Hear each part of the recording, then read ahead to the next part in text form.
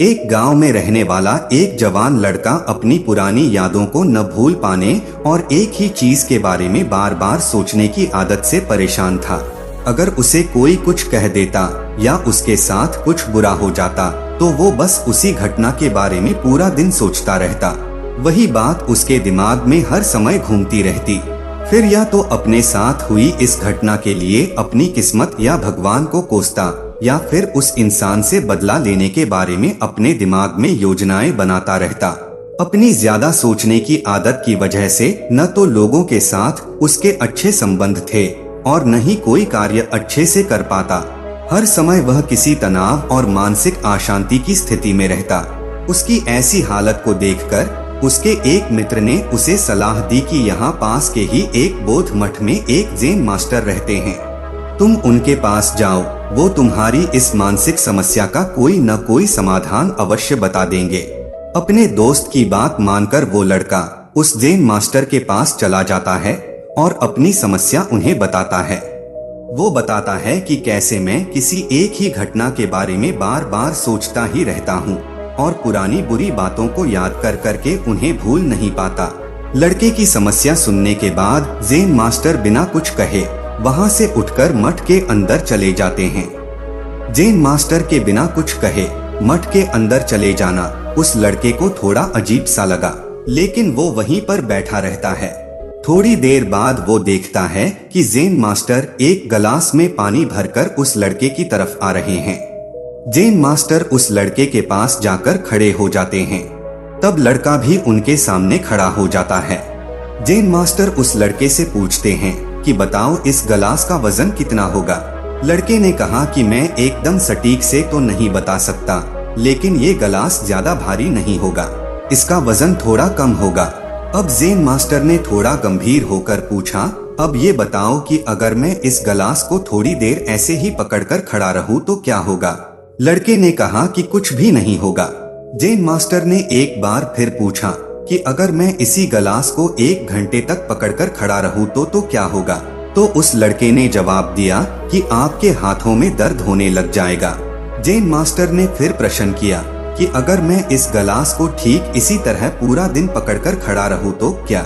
लड़के ने फिर जवाब दिया कि आपके हाथों में भयंकर दर्द होने लग जाएगा, आपका हाथ सुन्न भी हो सकता है, आपकी मांसपेशियों में भारी तनाव भी आ सकता है और यहाँ तक कि आपके हाथों को लकवा भी हो सकता है। जैन मास्टर बोले, बहुत बढ़िया, लेकिन क्या इस दौरान गिलास का वजन बदल जाएगा। तो लड़के ने कहा कि वजन तो नहीं बदलेगा।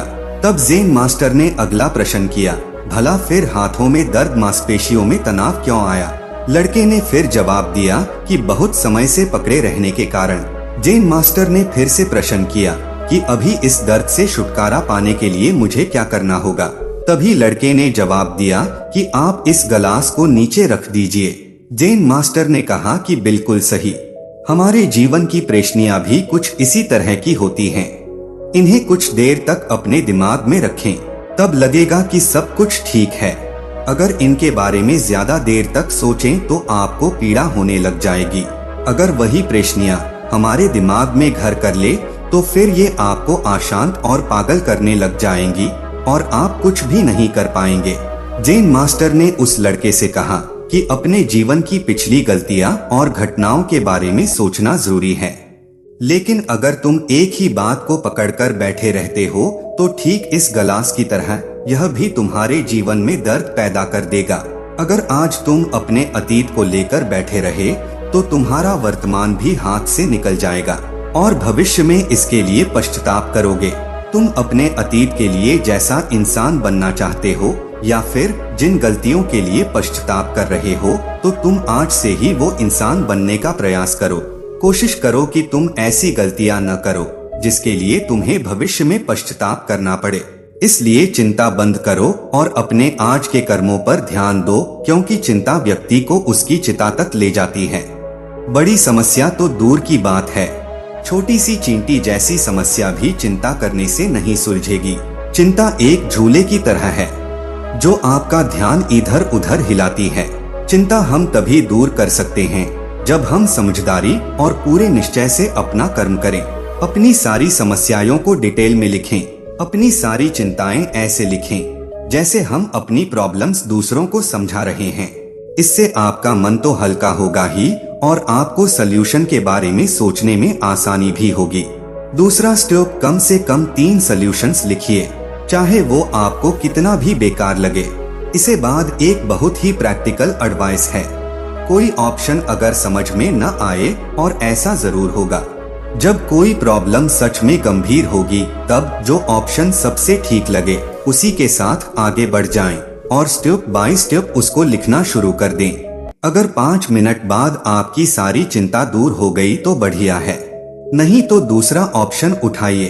अब आप कहेंगे कि इसमें तो बहुत ही ज्यादा मानसिक मेहनत है। बिल्कुल है, चिंता की थकान और कंफ्यूजन से तो बहुत कम है। आप कम से कम चैन की नींद तो सो पाएंगे।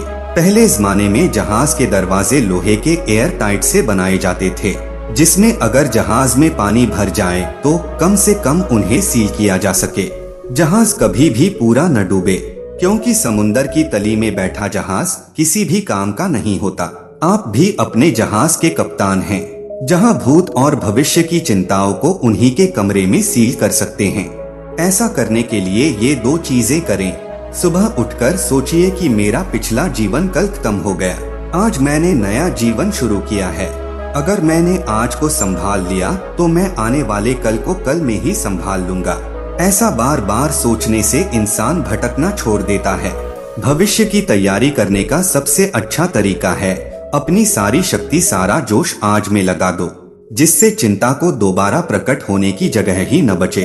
अगर आपको आज की ये कहानी अच्छी लगी हो तो वीडियो को लाइक करके चैनल को सब्सक्राइब कर दें, ताकि हम ऐसी और नई नई कहानियाँ आपके लिए लेकर आते रहें।